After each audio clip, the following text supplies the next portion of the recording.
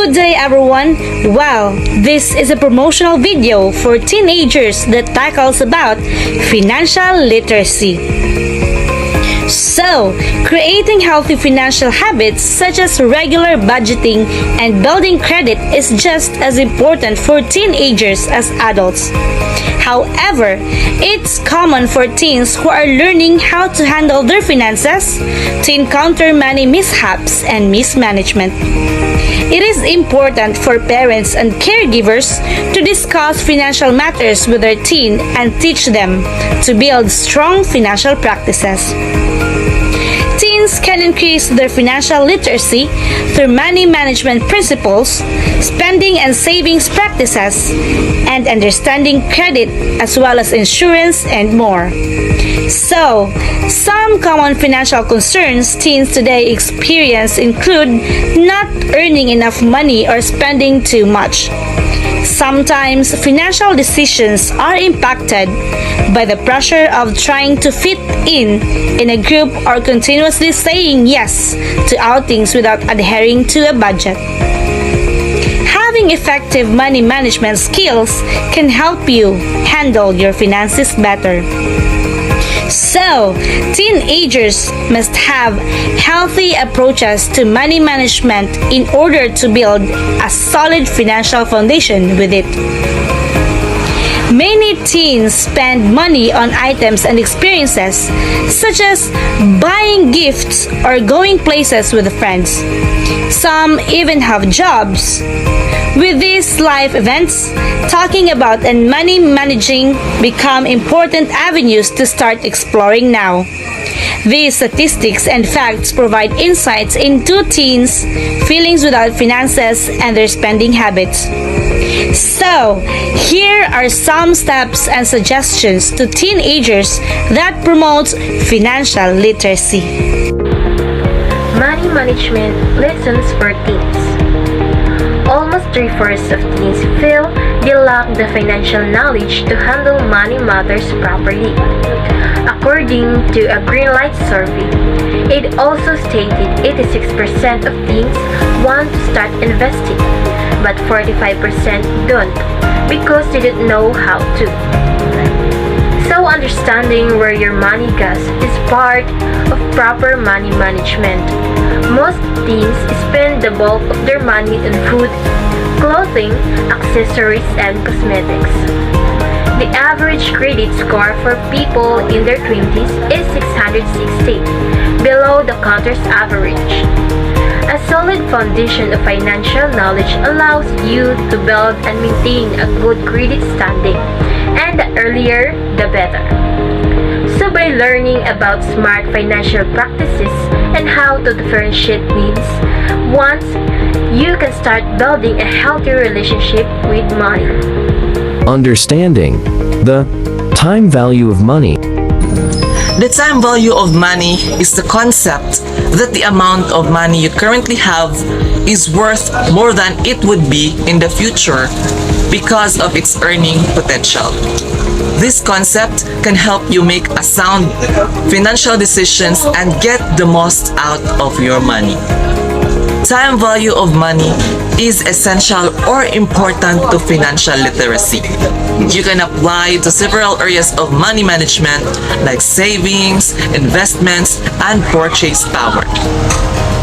Example of time value of money or TVM. When you're young, it's easy to think that you have a lot of time to start saving in the future. But the earlier you begin, the better off you will be.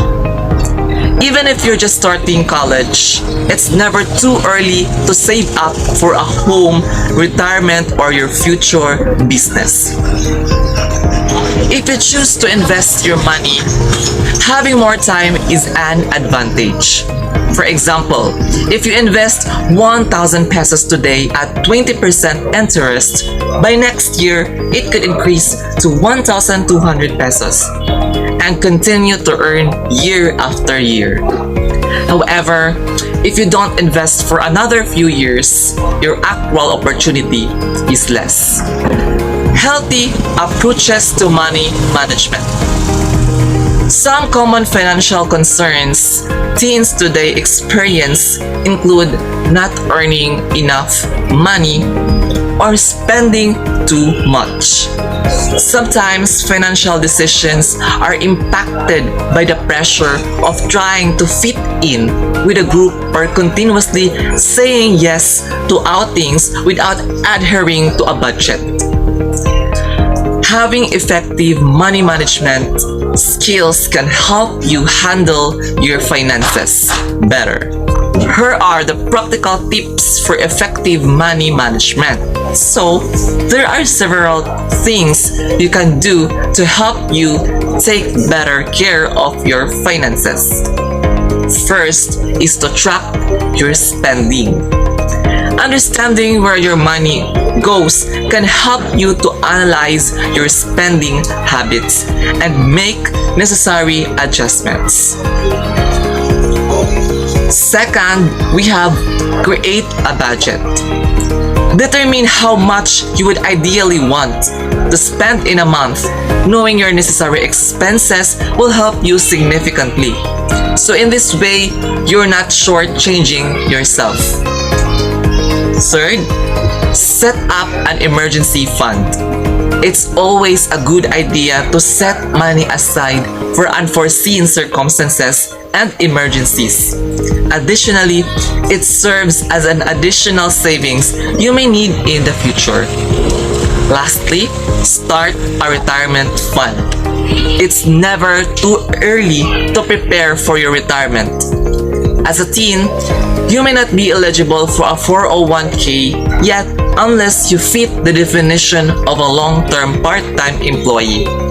But you can explore the possibility of having an individual retirement plan or IRA. The difference between needs versus wants. In a 2020 survey, taking stock with teens, teen spending was averaged to be $2,150 with food as the top spending item despite the pandemic's impact. The survey showed increases in several categories including video games, movies, and room accessories. Differentiating between needs and wants can help you make better spending decisions and resist peer pressure. A need is something you need in everyday life such as food, clothing, shelter. A want is a nice to have such as a trip abroad or a book collection. Key takeaways about needs. So, first is a functioning laptop. This may be a necessity for online or in a person's school and its projects. Next is food is a basic need. Even if you are trying to save money, it won't do you any good if you start skipping meals. Next is if you are sick. Purchasing medication is essential and should be avoided. Next is wants. Purchasing a brand new laptop with features you won't likely use. Next is depending on what you buy and how much you spend. Food can also be a want. Do you really need a Starbucks coffee every day? Next is cosmetics may not be a necessity, especially if you are duplicating similar products or don't use them often. Next and lastly, based on where you live and your access to public transportation, having your own vehicle may not be a necessity. So, many expenses can fall into a gray area. For example, buying clothes is a need, but only purchasing expensive brand names items makes it a want. Oftentimes, your spending habits may also be influence your peers. Although you may feel that you need some things to fit in, you should be carefully weigh your options. Developing a healthy relationship with money. There are several things you can do to nurture a positive relationship with money. There are some techniques you can try. Discuss money matters with your family. Treating financial discussion as taboo or an adult-only subject can lead to feeling uncomfortable about the topic. You may also avoid sharing your monetary challenges, which is unproductive and can create additional financial issues. Practice transparency. When it comes to money matters, don't hide mistakes you may have committed. If you used up all your allowance on something you didn't need, own up to it. This helps you can create an accountability with yourself and be open the doors to some constructive feedback and financial tips from those you share with. You'll feel guilty for spending. Even though you're focused on managing your finances, you shouldn't feel bad about spending on things you need or want. It's okay to reward yourself now and again, and some purchases need to be made outside of your budget. Don't compare your finances with your friends. Comparing your spending behaviors and purchases with others will lead to inaccurate compulsion and can create an emotional response to financial matters. Everyone different from their spending habits to their overall financial situation.